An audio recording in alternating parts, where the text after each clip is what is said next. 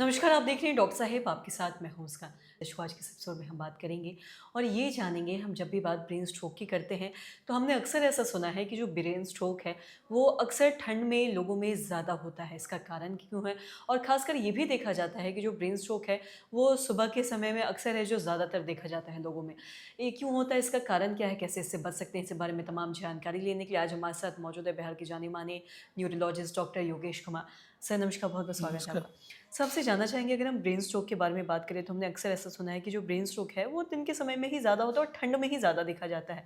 तो ऐसा क्यों होता है? इसका कारण क्या है? इस बारे में आप थोड़ा बता सकते हैं? देखिए, ब्रेन स्ट्रोक जो है जिसमें कि बहुत सारे इसके फीचर्स हैं और इसके बहुत सारे कारण हैं। कारणों में अगर हम जाएँगे तो कॉमनली 2 तरह से बताया जाता है, एक इस्केमिक स्ट्रोक और एक हेमरेजिक स्ट्रोक। और ख़ास करके उन लोगों में ज़्यादा होती है जिनमें कोमॉर्बिडिटी जैसे कि हाई ब्लड प्रेशर का होना, ब्लड शुगर का अनकंट्रोल्ड होना, कोलेस्ट्रॉल लेवल का बहुत ज़्यादा होना। तो ये कुछ-कुछ कॉमन चीज़ें हैं जो जनरली जाड़े में ज़्यादा होती है। जाड़े में आप देखोगे कि जनरली आपका ब्लड प्रेशर भी बढ़ता है और अगर आपकी दिनचर्या अनियमितताएँ ज़्यादा रहती हैं तो आपका ब्लड शुगर, कोलेस्ट्रॉल और ब्लड प्रेशर इनमें जो बढ़ोतरी होती है, उसकी वजह से आपको ये स्ट्रोक ज़्यादातर देखने को जाड़े में मिलता है। जी। और साथ ही अगर हम स्ट्रोक के बारे में बात करें तो हमने ये भी सुना है कि अक्सर जो न्यूरोलॉजिस्ट या डॉक्टर्स हैं जो ये मना करते हैं कि दिन के समय में ठंड में अक्सर जो पीक टाइम होता है ठंड का उसमें जो वॉक नहीं करना चाहिए। क्योंकि उस समय बहुत लोगों को देखा जाता है कि बीपी भी हाई रहता है और स्ट्रोक भी ज़्यादा होता है। तो इस बारे में कुछ बताना चाहेंगे? बहुत सिंपल सी बात है, अगर आपको पहले से कुछ बीमारियाँ हैं जैसे blood pressure, sugar, thyroid, cholesterol अगर ये सब है, तो जनरली आपको ज़्यादा सावधानी लेने की ज़रूरत है और जैसा कि आपने कहा कि सुबह के टाइम में थोड़ी ठंड भी ज़्यादा होती है, लेकिन अगर आप प्रॉपर प्रिकॉशन के साथ जाते हैं, तो आप बिल्कुल मॉर्निंग वॉक कर सकते हैं और साथ-साथ में जो आपके रोज़मर्रा की में जो आप दवाइयाँ लेते हैं, दवाइयाँ मिस ना करें। नॉर्मली ये देखा जाता है लोग ब्लड प्रेशर की दवाइयाँ मिस कर देते हैं, शुगर की दवाइयाँ मिस कर देते हैं, कोलेस्ट्रॉल की दवाइयाँ मिस कर देते हैं, जिसकी वजह से इन सब चीज़ों के इंसिडेंस में बढ़ोतरी होती है।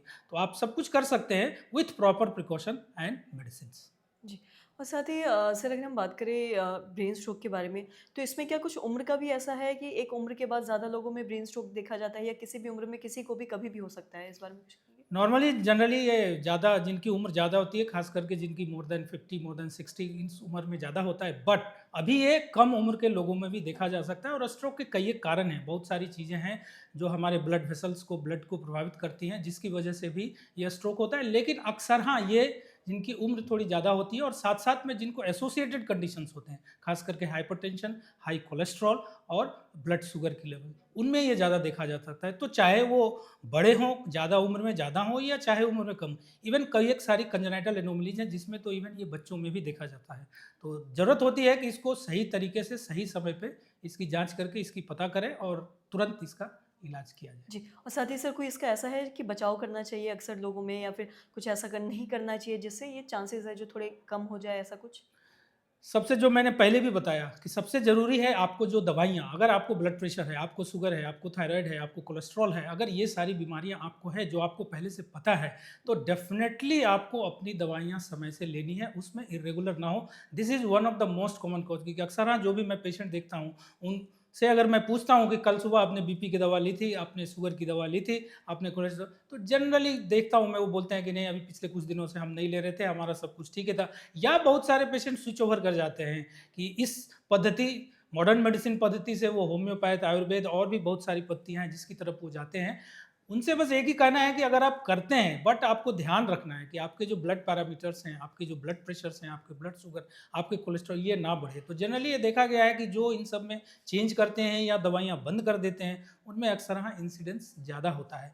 क्योंकि जब आप दवा खा रहे होते हो और अचानक से आप दवा बंद करते हो ना, तो आपका बीपी तेज़ी से शूट अप करता है और ज़्यादा बीपी होने से आपको ब्रेन हैमरेज का रिस्क बढ़ जाता है, स्ट्रोक का रिस्क बढ़ जाता है। जी। सर बहुत-बहुत शुक्रिया तमाम जानकारी देने के लिए। तो आशा करते हैं दर्शकों कि आप भी समझ पाए होंगे कि ब्रेन स्ट्रोक ठंडियों में ज़्यादा क्यों होता है, इससे कैसे बचाव करना चाहिए और किन लोगों में ये ज़्यादातर देखा जाता है। तो आशा करते हैं जो तमाम जानकारी है आपके लाभदायक रही हो। तो आज की इस वीडियो में इतना ही। अगर आपने चैनल को सब्सक्राइब नहीं किया तो तुरंत कर लें, साथ ही हमारे फेसबुक पेज को लाइक करें। वीडियो देखने के लिए आपका धन्यवाद।